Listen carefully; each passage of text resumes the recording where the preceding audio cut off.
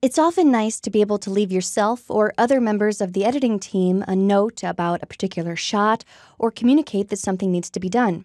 And because in the digital world of video editing, we're often referring to a very specific shot or even a very specific frame, we can rely on markers, the digital post-it notes of the editing world. Let's take a look. I'm going into my 7.4 keyword collection and opening up my marker sequence. And I have a few comments that I'd like to leave myself after my initial screening. I'm going to come to this shot here where I basically have everyone gathered together in a picture. And I'm going to use that to remind myself to make sure that we have the talent release forms for everybody. So I'm going to select this clip and then press M. And you can see that a marker has been added. And then I press M again and the marker dialog box opens. So I'll just type release forms for all participants, and done. I'm going to come downstream to this shot here. And here I have the Camp Grayling sign, but I know I have a much nicer shot where it pans down from the sun. So I want to remind myself to look for that. I'm going to leave a note on this shot here. When you have vertically stacked elements, it is important what you select. So if I select nothing, notice that the marker goes to the topmost clip. But if I want to leave it on the shot of Christian, I can select that shot, and then it goes to Christian's interview shot. I'll undo that. Same thing for the music. I can select the music, and then the marker goes to that. I'll undo that, though. But I'll come to my top shot here, and instead of pressing M and then M again, I'm going to press Option M, and that sets the marker and opens up the marker dialog box altogether. So I'll type Use Tilting Camp Grayling Shot from Sun. And then I want to take a look at these buttons here. Right now, this is just a standard marker. This middle one is a to-do marker. And when I select that, notice that I get a little completed checkbox. So this turns into a task that I can check off whether or not I've completed it or not. And as an aside, this third box lets you add chapter information for when you export your project, but we'll take a look at that a little later. So since this is actually a task, I'm going to select the middle one and then say Done. Notice that the color changes from purple to red when I have a to-do marker. And I'm going to insert one more. Let me press Shift-Z to zoom to fit.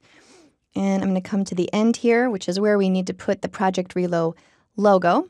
So right where this music hit is, we'll go ahead and add another marker. I'll press Option M, and I'll write Add Logo. And we'll make that a to-do item and say Done. Great. Notice that when I click on a marker, I don't see the text associated with that. I actually have to double click and it opens up and there's my marker dialog box. If I want to move from marker to marker, I can press Control semicolon to go back through the sequence marker by marker and Control apostrophe to go forward. You can also nudge a marker by selecting it and then pressing Control comma and Control period. So all that's fine, but what I'd really like to do is be able to see the information contained within these markers in a list of sorts. Fortunately, that's where the timeline index comes in. So I'll open up my timeline index, and we have been working in clips, but I'm going to move over to tags. Down here at the bottom with the marker tab selected, it shows the standard markers, and I only have one of those. If I click on it, it pops right to that location in the timeline. I also have a to-do tab down here, and I'll click on that. And here are my two to-do items. So I can click on each of these, and they move to those locations in the timeline. And then right to the right of that are the completed tasks. We don't have any completed tasks yet, so let me show you how you do that. You can either complete tasks right here within the timeline index and just click right here on the icon. It completes, and then it gets sent over to completed tasks. You can also complete tasks in the timeline. So if I opened up this marker dialog box and chose completed, notice it turns green and it's no longer in my to-do items, it's now in my completed tasks. Now, just a few more logistics on markers before we wrap up. If you want to move a marker beyond just a simple nudge, you can right-click and either cut or copy the marker. So I can cut the marker here, and if we want the logo to come in over Mike at the very end, I can paste Command-V, and there it is in the timeline, and here it is in the timeline index. There are a couple ways to delete markers. You can delete them from within the timeline index by just selecting it and pressing delete, or you can delete them in the timeline. So you can right-click and choose delete.